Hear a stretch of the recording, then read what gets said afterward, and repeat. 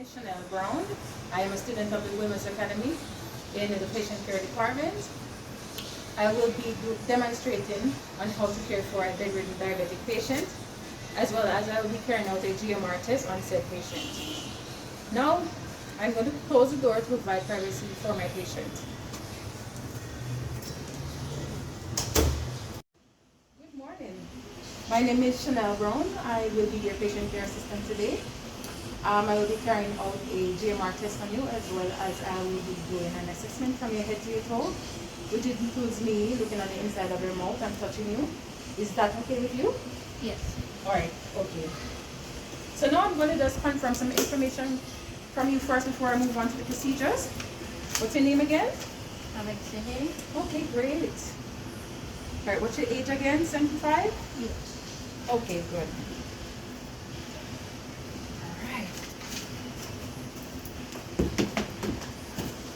So now I'm going to wash my hands and get back to you.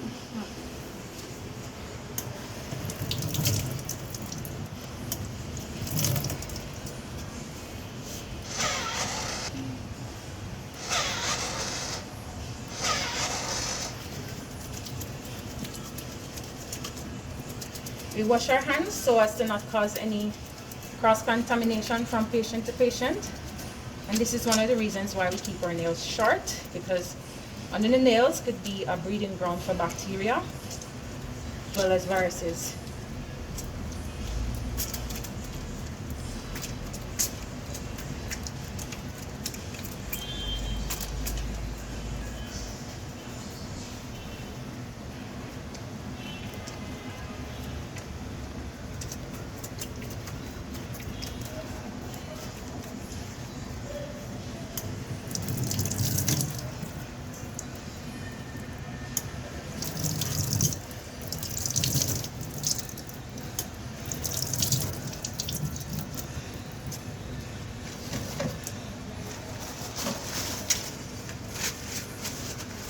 Now I'll be wiping on the inside of my fingers in between, because you do not want any moisture there, as moisture could be a breeding ground also for microbes. And we keep our hands above our waist just because there might be microbes below our waist. So now I'm going to proceed to my first procedure, the GMR test. We have our gloves here today. We have our Lancet machine, some Lancet needles. We have our glucose strip and our glucose monitor. Also, we have cotton balls with alcohol, as well as a tongue depressor, or galley pot, and our face mask to proceed. So now I will be applying the gloves on my non-dominant hand, my left hand, and my dominant hand last, which is my right hand.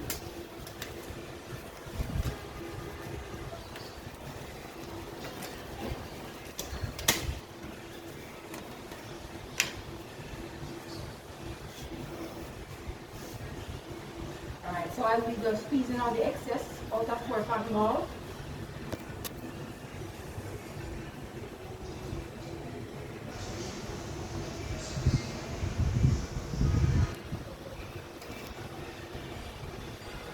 So now I will be wiping off my Lancet machine. This is done before and after each patient, just in case there's any contamination of microbes or blood droplets on the surface or below the Lancet machine.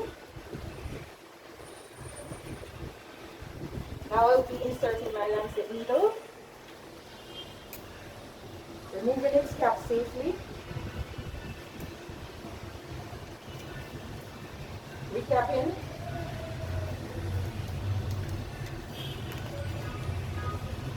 Alright, so Ms. Kane, which finger would you like for me to use today?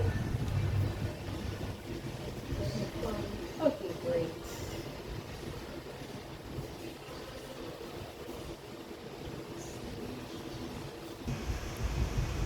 Okay, so now I'm adjusting the range to 4. Now I will be turning on my machine.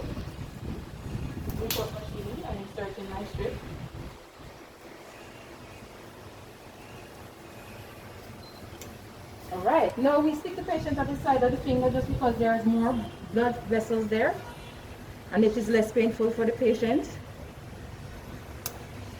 Right. So now I'm just squeezing up to get some blood.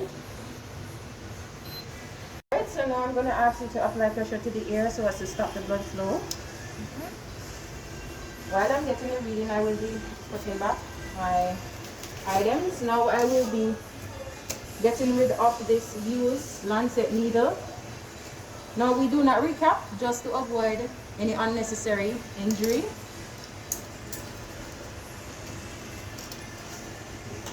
Sharps container. Sharps container. Now I will be wiping back off my lancet machine. Just in case someone forgets to wipe off.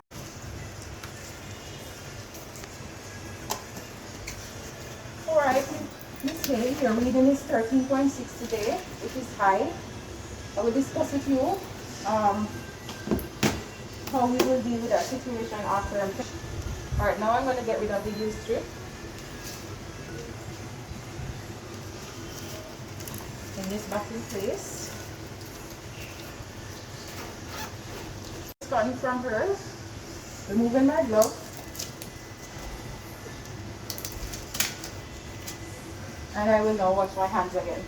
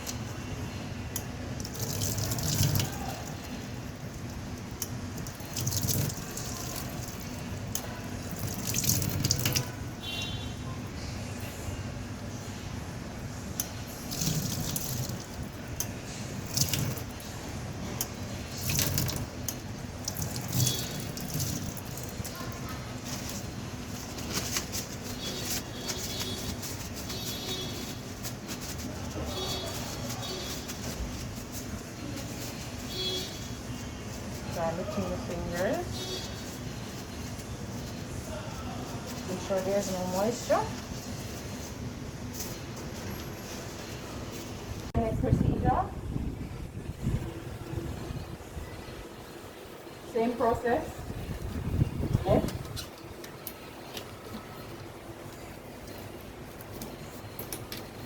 And then right.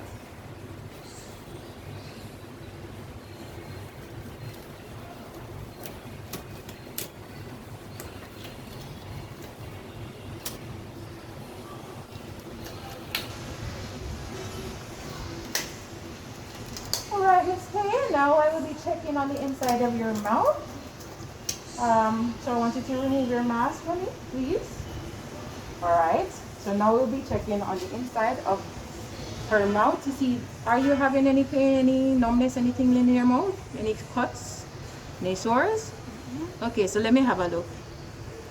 The reason why we check our diabetic patient on the inside of their mouth is to see if there is any inflammation. Anything that looks like there's an infection or any gum disease. Could you say ah for me, please? Ah? Great. All right. And we're checking to see if there's any tooth decay as well, because we don't want that in a diabetic patient. So if there is any sign of that, we can treat it before it turns to something else. All right, so now you can put your mask. Now I will be checking the patient's pressure points, just to ensure that there is no type of bruises or inflammation, no swelling or anything of that sort, like behind the ears, as well as the rest of the patient's skin. All right, great.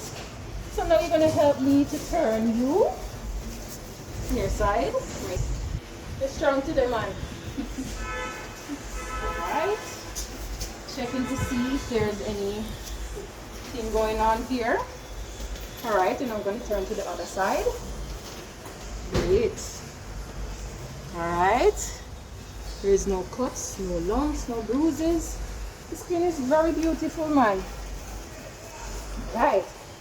So now what we recommend for you to do with mouth care is to ensure that the patient care who comes here in the morning time, have them brush your teeth 3 times per day, as well as using a mouthwash 2 times per day to help get rid of any bad bacteria that might be there. So now we'll be checking the lower part of her body, which includes her waist down to her feet, her toes. Alright, so now I'll be checking the thighs. Great.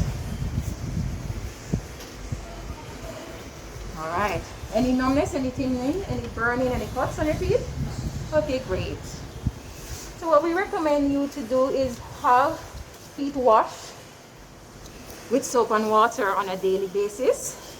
And when they're washing your feet, ensure that there's no water left in between your toes. Any moisture at all that's in between your toes can cause laceration of the feet, and we don't want that in a diabetic patient. Now, as it pertains to lotioning your feet, you should lotion it to keep it moist on a daily basis, not in between the toes. As I said before, no moisture in the toes. That could lead to laceration. Now, you can help your body to get some circulation going in the bottom of your feet and in your legs. So a good foot massage is good for a diabetic patient. Do nice pedicures as well, so that no cracks on the feet or any calluses or anything like that. You don't want that on a diabetic patient. Alright, so your calorie intake should be between 1,500 to 1,800 calories per day, as well as your reading was 13.6 for your glucose test.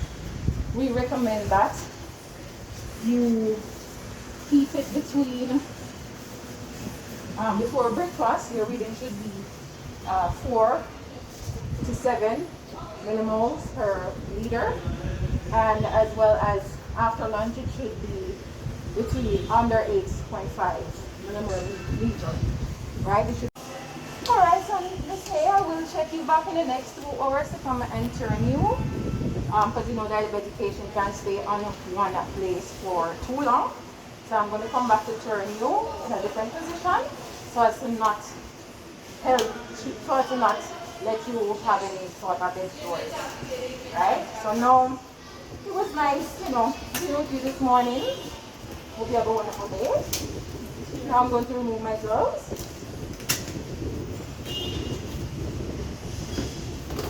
Remove my tray from beside the patient's bed table. And now I'm going to wash my hands.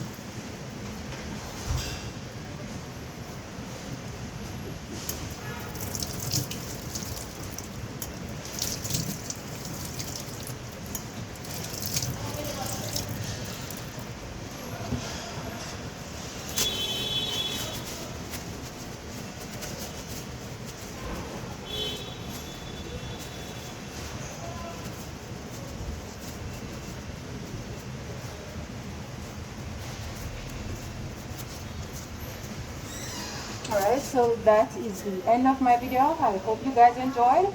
Bye!